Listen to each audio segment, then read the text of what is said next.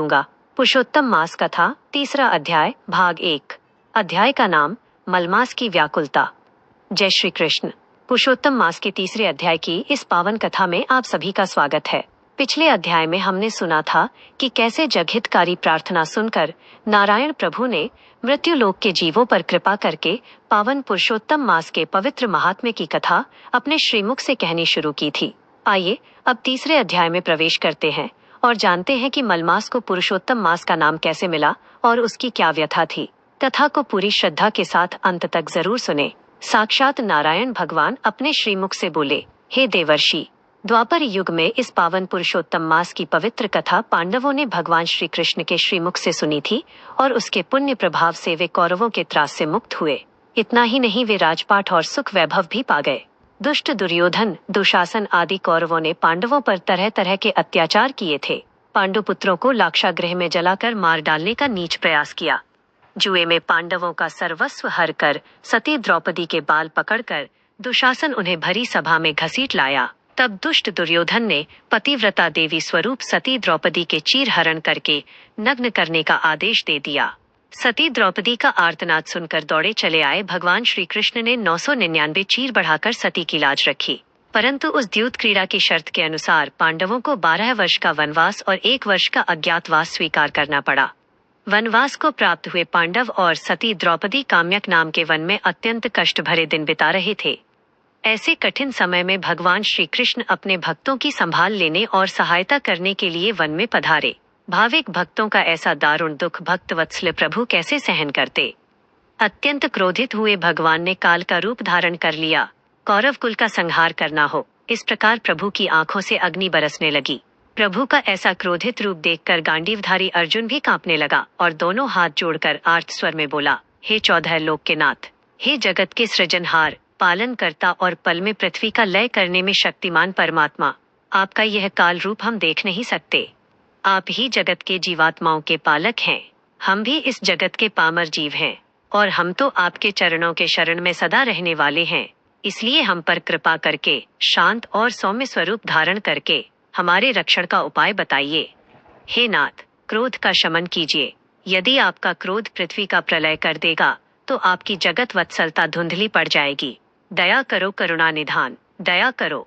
अर्जुन की आर्त स्तुति सुनकर भगवान श्री कृष्ण का क्रोध शांत हुआ और पूर्णिमा के शीतल चंद्रमा जैसा स्वरूप धारण करके मंद मंद हास्य करते हुए बोले, हे पार्थ, स्वयं ब्रह्म होने के बावजूद मैं हंसते हंसते अपने सारे कष्ट सहन कर लेता हूँ, परंतु मेरे किसी भक्त को राई के एक दाने जितना भी दुख पहुँचे तो वो मुझे हिमालय जैसा भारी लगता है।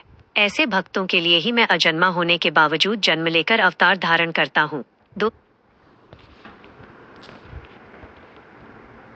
पुरुषोत्तम मास कथा, तीसरा अध्याय, भाग 2। मनुष्य को उसके कर्म के अनुसार फल भोगने पड़ते हैं। सुख दुख हानि लाभ ये कर्म का ही परिपाक है। कर्म बंधन का क्षय हो और आत्मा की पवित्रता बनी रहे, इसके लिए मनुष्य को जप तप, व्रत उपवास, कथा श्रवण, दान और संयम आदि क्रियाओं से अपने शरीर और आत्मा की पवित्रता बनाए रखनी चाहिए।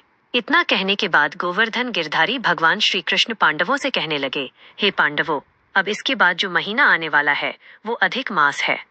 मलमास के रूप में पहचाने जाने वाले इस मास को मैंने शरण देकर अपना पवित्र नाम पुरुषोत्तम दिया है। तुम सब मिलकर इस पूरे महीने का पूर्ण श्रद्धा भाव से व्रत करो। उस व्रत के प्रभाव से तुम्हें तुम्हारा राजपाट वापस मिलेगा और सुख शांति तथा समृद्धि प्राप्त होगी। प्रभु के ऐसे वचन सुनकर अर्जुन पूछने लगा, हे गरुड़गामी प्रभु, हम अज्ञानी इस अधिक मास के विषय में कुछ नहीं जानते, इसलिए कृपा करके बताइए कि अधिक मास कौन है, उसका व्रत किस रीति से करना चाहिए तथा उसका फल और महात्म्य क्या है, इस विषय में हमें सविस्तार बताएं। तब सहस्र सूर्यों की कांति वाले श्री कृष्ण बोले, हे धनंजय, वर्ष मास दिन प्रहर घड़ी पल और विपल ये सभी काल के अंश हैं। जैसे समुद्र नदी कुआं झरना तालाब आदि जल के अंश हैं, ये सभी अंश स्वयं मूर्ति स्वरूप हैं। प्रत्येक के अपने अपने अधिष्ठाता देव हैं और प्रत्येक अपने अधिष्ठाता देव के चरणों की शरण में रहकर सुख भोग रहे हैं। ऐसे समय में संयोगवश काल की गणना में एक अतिरिक्त महीना उत्पन्न हुआ जिसे अधिक मास कहा गया। उसके दुर्भाग्य से उसका कोई अधिष्ठाता देव नहीं था। वह स्वामी के बिना बिल्कुल अनाथ था। अनाथ होने के कारण सब इस मास को मलमास कहने लगे। जगत के तमाम जीव इसे मलिन मानते थे, इसलिए इस मास में कोई सत्कर्म नहीं करता था। दुर्भाग्य से इस समग्र मास में सूर्य एक ही राशि में रहता था, इसलिए जगत के जीव इस मास को नाकाम मानकर इससे घृणा करने लगे। जगत के जीवों द्वारा धिक्कारा गया, निंदित, हताश और दुभाया हुआ वह मलमास निराशा की गर्त में बार बार डूब जाता था और आत्महत्या कर लेने का विचार करता था, परंतु कुंभीपाक नरक के डर के कारण वह ऐसा करने से हिचकिचाता था। दारुण दुख में वह अपने दिन व्यतीत कर रहा था। एक बार घोर निराशा को प्राप्त हुआ, वह मलमास वैकुंठ लोक में मेरे शरण में आया और अश्रुओं से मेरे चरण पखार कर गदगद आवाज में मुझसे कहने लगा। नैमिषारण्य में विराजमान सूत पुराणी जी सनकादिक मुनिवर्यों से कह रहे हैं, भगवान नारायण देवर्षि नारद को कह रहे हैं और श्री कृष्ण प्रभु पांडुपुत्रों को सुना रहे हैं कि उसके बाद क्या हुआ वो मैं अपनी अल्पमति के अनुसार आपको सुनाता हूँ। इस प्रकार सूत पुराणी जी ने ऋषियों के सामने पुरुषोत्तम मास के तीसरे अध्याय मलमास की व्याकुलता का सविस्तार वर्णन किया। बोलिए पुरुषोत्तम भगवान की जय। श्री कृष्ण कन्हैया लाल की जय।